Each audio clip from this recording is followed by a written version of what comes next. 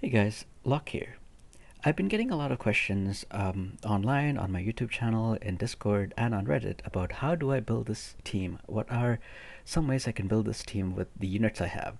While obviously everyone's units is different, I thought I would do a general guide, which is kind of what everybody should kind of be adhering to, and then I would also give some examples of different ways to build different teams. So I hope that people who are having questions of how do I build my team can refer to this guide to give you ideas on how you can specifically build your team. And if you still want very specific help, you can always reach out to me, and I'll do my best to help you to come up with some kind of team for your units. So first of all, I'm going to go over some of the basic things that you want your formation to do. So the very first slot here, you need a tank. So I am actually using one of the tanks that I am not planning to use my skills. I'm only planning to use this as a HP soaking tank. So I very, very, very rarely use the skill. Generally, she dies to auto attacks, and that's kind of common because when the game starts, all 8 units will be focusing on the person at slot one. So the longer they last, the better it is. So for example, I wouldn't really want to put somebody that is like I wouldn't want to put Barata here because that doesn't make any sense because I want him to stick around for a while. So your frontline, especially your slot one unit, should be somebody that can last as long as you as you uh, as you want them to, basically. Earlier on, before I had Chloe, I was actually using him as my frontline tank because I wasn't really using him as a damage dealer. I didn't really care to use him as a damage dealer because I had a different strategy. And he had a very high base HP at the time because my other units were not well leveled, and I pulled 2 copies of him early on. So I was like, okay, he has 3000 HP. So I'm just going to use him as a tank. And uh, like if you compare the HP and defense values, it's not too bad. Like she has 3,300 HP, 189 defense, and he has 177 defense, 3,000 HP. These are just base values. So I mean, I could just put HP runes on him, and he would function as a tank. So look through your units, see what you need. That can effectively kind of function as a tank. They don't actually need to be a tank. If they have a high HP and high defense value, they could work. For example, like he has a very high HP. He has 4,000 HP, but I don't need to use him. Like I also find that for the meta there's a lot of fire, like very good fire units and very good earth units, like single target units that can remove these units and slot one very easily. So that's why I prefer to use a fire tank. But depending on what you're seeing a lot of, you can change that tank around to be whatever you need. The second basic is slot 8. Your slot 8 unit needs to be a good finisher. What I mean by this is oftentimes your front line is going to be taken out while the enemy's front line is taken out, and then it becomes your last 4 units against their last 4 units. And eventually, especially in a lot of my fights, like around 60 to 70% of my fights come down to the one versus one. So in that case, I want to have a unit that's in the last slot that can kind of deal with another unit in a one-on-one situation. So, for example, Barata is a very good unit that's a cornerstone of many damage over time damage over time comps, but in a one-on-one fight, he's not very useful. He's probably going to die to any other unit that would do well in a one-on-one fight. So it's not a good idea to put him there. It may be a good idea to put him here or something, but not slot 8. Good units that are, examples of units that are good to put in slot 8s are, for example, Anubis, because he can continuously keep healing himself while applying unrecoverable to the enemy. So if you have Anubis and your enemy also has Anubis, whoever gets the skill off first has a huge advantage because you apply unrecoverable to the enemy, so he can't keep healing himself while you keep getting your health back. Another unit that actually does well 4v1 is Lapis, because she attacks all 4 units at the same time and gets a portion of the damage she does as a shield. So, for example, say she does 500 damage to 4 enemies at the same time, and she's the only unit left, and say maybe like 25% of that damage is converted to a shield, she gets 25% of 500 damage each added back to her health. It's not really her health, it's a shield, but now enemies will have to attack, enemies, all four of them will have to attack her, and most of the time they can only do one skill at a time. And if you only have one unit left, your skill cycles very fast because that's the only unit left. Like when you start the game, you have to use at least four skills before you can reuse the skill a second time. But when you're down to your last unit, that's the only skill that you will have. So while the enemy is using one skill at a time, if you keep using this skill, you're attacking all four units of the enemies and getting it back. And like a lot of times I have won 4v1 using only Lapis, and a lot of times my enemies has also won 4v1 using Lapis as well. And because Lapis is so common, I've also seen this unit at the last slot as well, because she can very easily deal with Lapis. She attacks 5 times, and a lot of times she's easily able to one-shot Lapis or get her health down to way more than her shield can recover. So I've given you one, fire unit, one water unit, and one wind unit. And depending on what you're seeing a lot of, you can cycle this unit around. You can even use all three at some point. You can use something like this to try to, whatever you're seeing, hopefully you can adjust your strategy to give you an edge by using all three very strong late game units. Now, the next basic strategy that you need is you need to have low cost units. And I'm not just saying that because, this, like for example, Bernard gives you a good buff, but there's a second benefit to having low cost units is that you can cycle your skills faster. So I'm just going to give you a very simple example of something that I recently acquired. So this guy, I've managed to unlock his skill stone, which gives me 5% additional damage to harmful effects. So I can build a strategy around him where I say, for example, I'm going to do this and I'm going to do this. So I'm going to apply debuffs with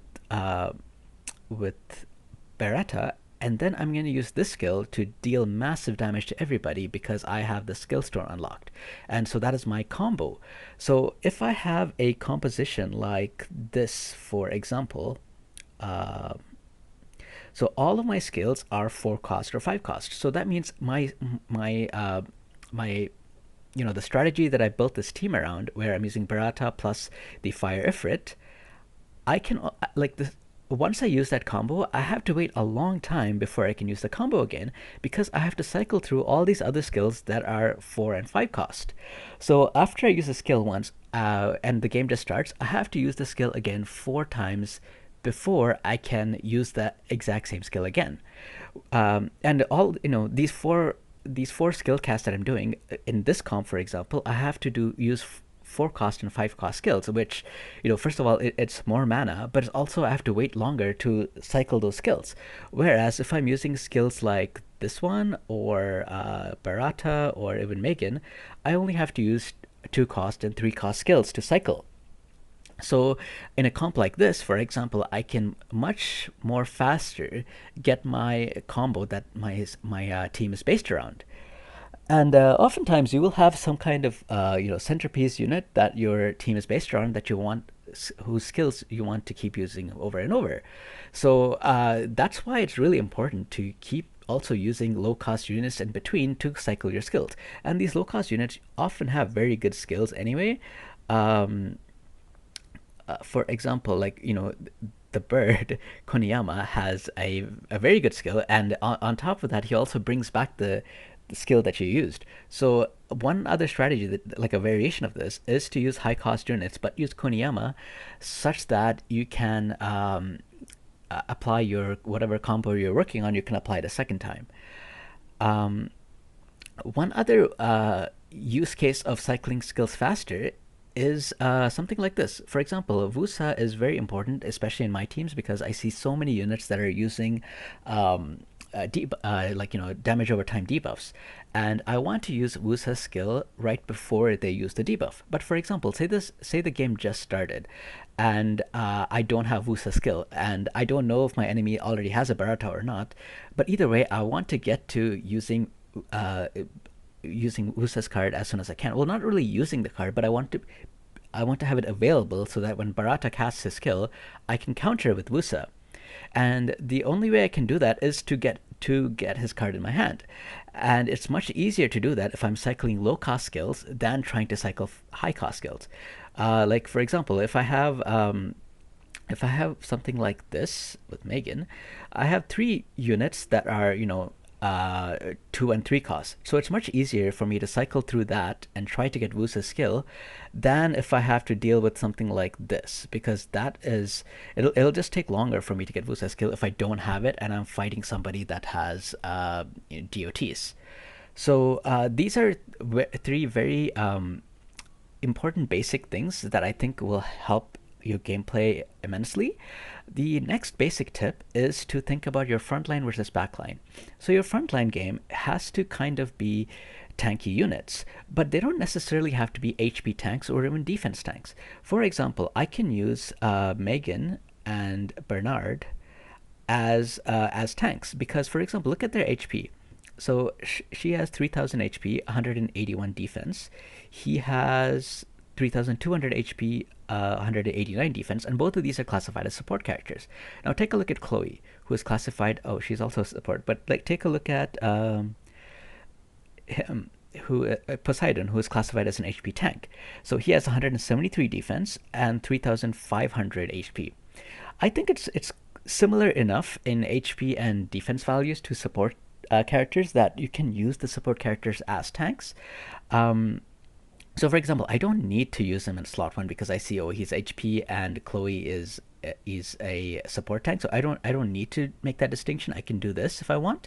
Whatever makes sense, right? And I have also seen a lot of people using Perna in the slot 1 value as well because she gets a revive skill. So not only do you have to kill her once with her 2,500 HP, she revives with half her HP, and then you have to kill her a second time.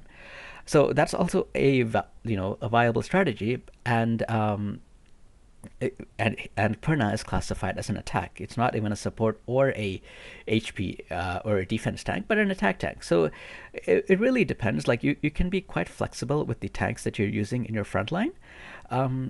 No, there is a case to be made to using your low-cost units in the front line versus the back line.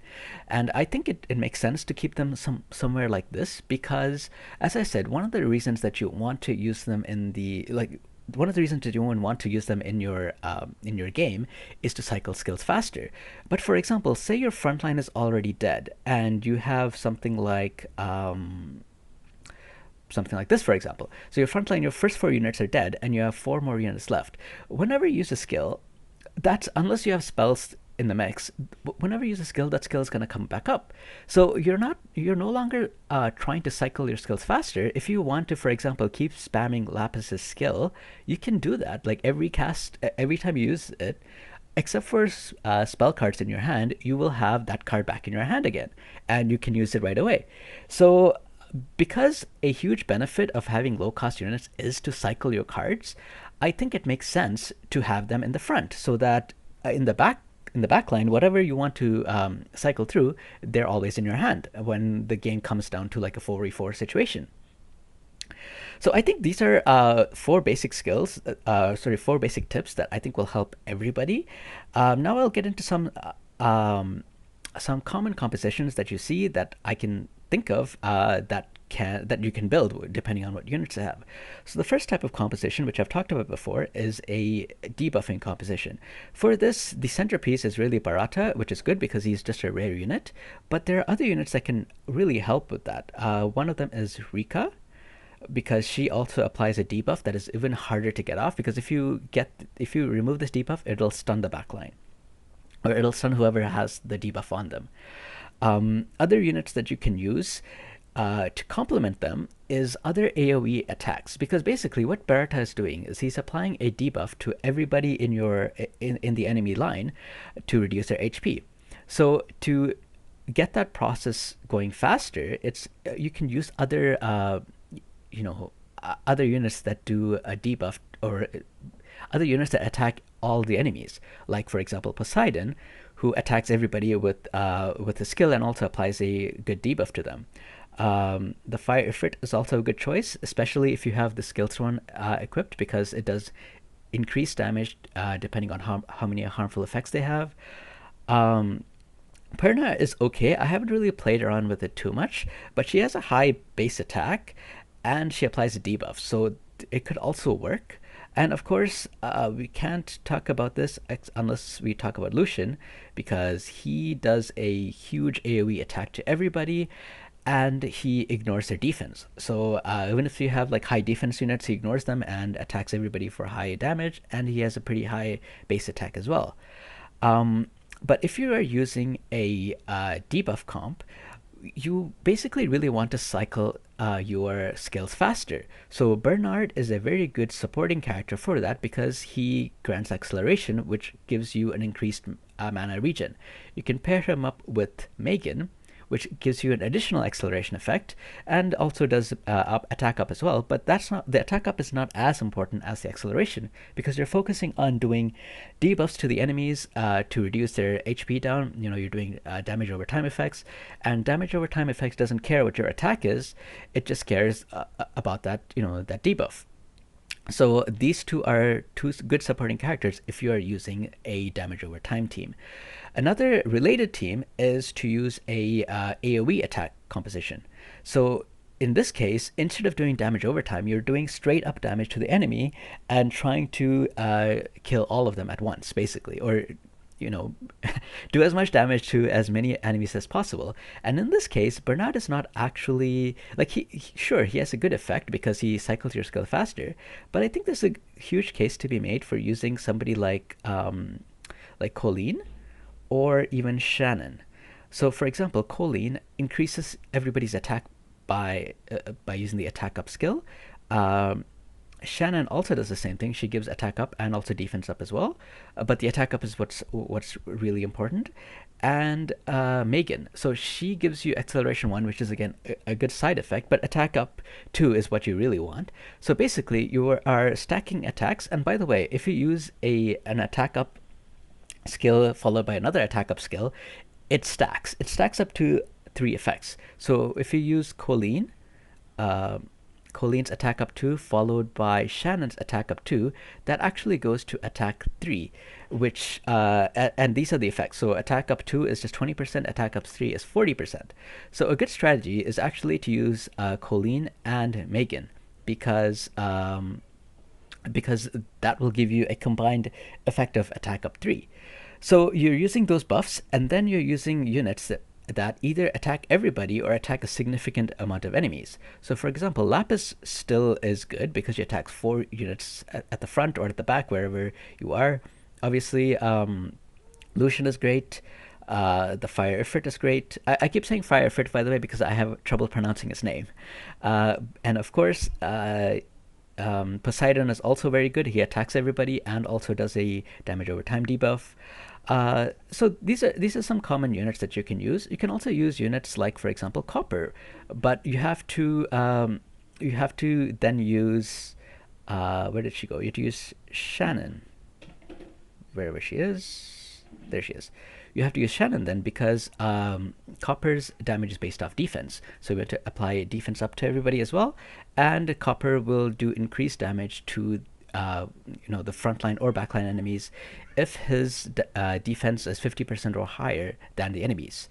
And as you can see, he has a pretty high base defense, so that might actually not be too hard to get if you're using the correct defensive buffs. So anyway, this is the ideas behind an AoE comp. The next comp that you would do is a single target damage comp.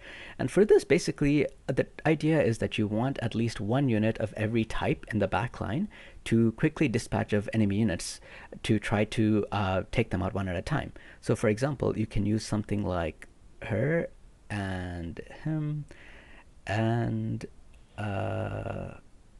him. So now you have one of each type of unit that does a lot of damage. So regardless of whoever the tank is, if the enemy's tank is, say, Chloe, like I usually use, you can use Finn to to take her out quickly. If the tank happens to be somebody like this, you can use Anubis to take him out quickly. And once you take him out, suppose the next unit that you have to face is the Vusa. So you use Anubis to take out the Penguin, then you use Sophia, I believe her name is. Yeah, you use Sophia to take out Vusa, and so on and so on. So you would keep cycling the 3 units in the back to try to take out whatever enemy is at the is at the front of, whoever the tank is at the time. You will use your 3 units at the back to try to take them out. Of course, you will have to use supporting skills as well, like Colleen and Megan, to cycle your skills faster, and also you would uh, and also increase their attack. So that's the basic idea with a single target comp. You can also use something like, for example, Hua and Ragdoll. So the idea here is that Ragdoll will attack whoever is whoever last used the skill, and he has a pretty high attack. So he'll probably do significant damage to that. And once he uses a skill, especially, so say the enemy is using Barata in the back to deal a AOE damage comp. So once Barata uses his skill, Ragdoll will attack him using his skill, and he will deal damage directly to Barata. And when Hawa's turn comes around, she will target whichever enemy has the least amount of HP. And since Ragdoll just attacked Barata, Barata likely has the lowest amount of HP. So Hua will be able to jump directly to him, and the combination of Ragdoll plus Hua is usually enough to take out most of the enemies in the backline, one at a time. So this is a variation on single target attack, but you are instead focusing on the backline or removing key units from the enemy instead of straight up attacking the front unit. So that's the basic idea for different comps. Now we come to the skill set, and there are 2 ways you can play skill sets. You can either play your spells depending on like you can patch up any weaknesses your team has, or you can try to improve its strengths. So for example, if you're using a single target skill and you see that you're fighting continuous damage comps a lot, you can put your spells so that they counter them. For example, you can use cleanse, you can use transfer, and you can use immunity. So all these 3 skills will give you an edge against fighting damage over time comps. But for example, if you yourself are using damage over time comps, maybe you want to increase the likelihood. Basically, you want to increase the effects of it. So you can use something like that skill and this to make your damage over time comp even stronger. So for example, what this skill does is that it gives the enemies a debuff that prevents them from receiving additional beneficial effects. So if you keep seeing Wusa a lot and you use this skill, even if Wusa uses his skills, everyone will not be getting immunity because it's blocked by this spell. So you can use this, and then you can use your Barata and Nikki debuffs, and the enemy will not be able to take them out.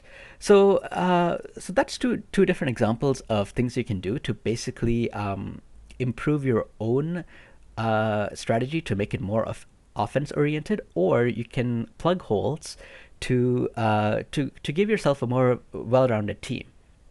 So these are my tips and strategies that I think are applicable to all players, and regardless of what you have, I think there are ideas here that you can use to build your own team. But if you still need help to specifically build, oh, what do I do? These are the teams, these are the units I have. Post down below and let me know what you have, and I'll do my best to see if I can help you. But either way, I hope you enjoyed this video, and I hope you had you learned something. Anyway, I hope you have a great day. Take care now. Thanks for watching.